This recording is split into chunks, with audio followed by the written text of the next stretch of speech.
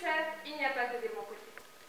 C'est parfois éprouvant de vivre entouré de femmes qui t'adorent au point de t'étouffer. Ah, mais je leur suis reconnaissante de m'avoir permis d'aller dans une des meilleures écoles du pays.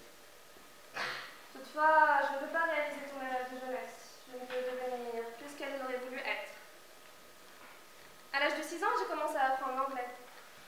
Puis, elles ont insisté pour que je prenne des cours particuliers de français. Ensuite, il y a eu le violon. Et puis, quand la patinoire a ouvert près de chez nous, elles se sont mises en tête que je deviendrais une patineuse gracieuse et virevoltante au son de l'hymne turc dans des robes de paillettes. Évidemment, c'était à base de chutes et de crissements de patins. Ah, et enfin, elles ont imaginé que je deviendrais coureuse de fond et que je représenterais la Turquie aux Jeux Olympiques. Mais dis-moi, qui est ta mère au juste? Ma mère est Zeliha. Mais c'est plus compliqué que ça. J'étais la seule enfant pour toutes ces femmes qui voulaient toutes tenir leur rôle de mère.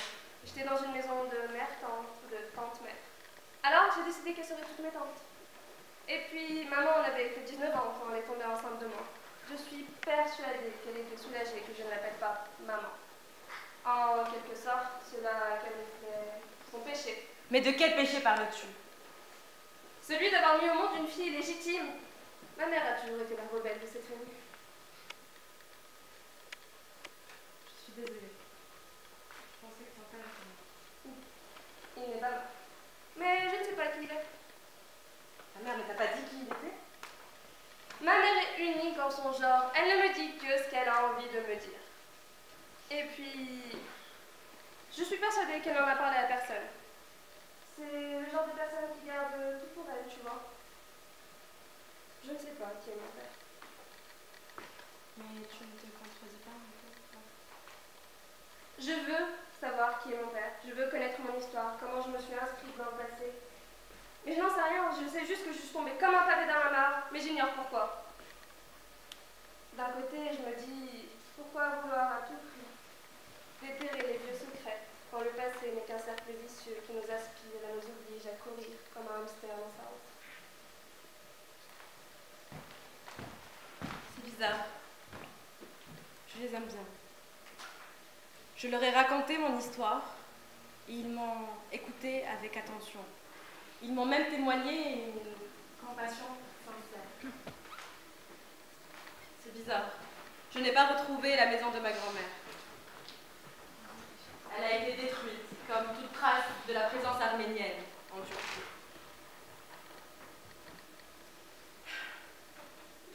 Mais je n'ai pas envie d'abandonner. Je vais aller consulter cette tante voyante. Peut-être qu'elle pourra m'apporter des réponses.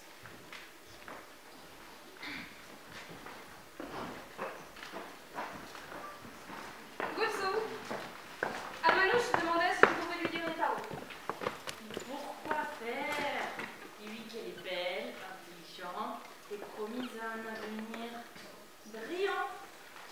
Seules les jeunes femmes sans destinée ont besoin de connaître leur destinée. Dans ce cas, dis-lui les noisettes grillées. Tu vois, ma tante est une voyante positiviste. Elle mesure les marges d'erreur de chaque méthode de divination. En ce cas, lis-nous le marc de café. Ah ça, d'accord. Moi, je peux le lire à tout instant.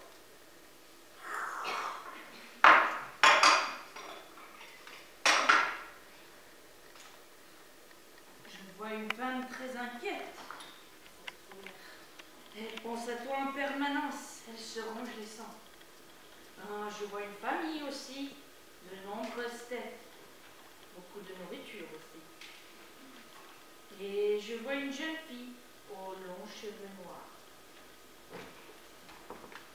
Liliane Rose, excuse-moi de te déranger. Est-ce que je pourrais parler à ma fille parce qu'elle ne répond pas? Notre fille? Oui, bon Rose, s'il te plaît. Je suis fatiguée, j'ai une mauvaise nouvelle à te laisser. Mais elle est pas à San Francisco? Quoi? Elle est pas en Californie? Mais elle est partie chez toi en Arizona pour les vacances de printemps. Oh non, c'est pas vrai. Où est mon bébé? Ne t'inquiète pas. Armanouche va bien, elle me donne des nouvelles tous les jours. Je suis sûre de trouver une explication.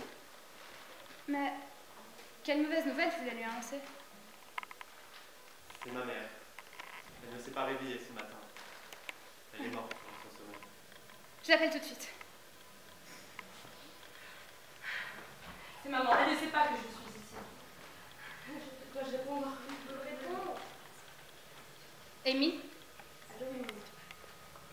poser une question et tu vas répondre par la vérité, d'accord? Où es-tu? Tu n'es pas à San Francisco, tu nous as menti. Écoute, maman. Où es-tu? Écoute-moi, maman. Je suis à Istanbul. Quoi? Je suis chez la famille de Mustapha. Ne t'inquiète pas, ils sont très gentils. Écoute, tu ne bouges pas, tu ne dis rien, j'arrive tout de suite. Mais maman! Quoi? Qu'est-ce que tu dis? Ma fille unique est à Istanbul. On va la chercher tout de suite. J'appelle Barsam. Barsam, Oui. ta fille est à Istanbul. On dirait les enjeux.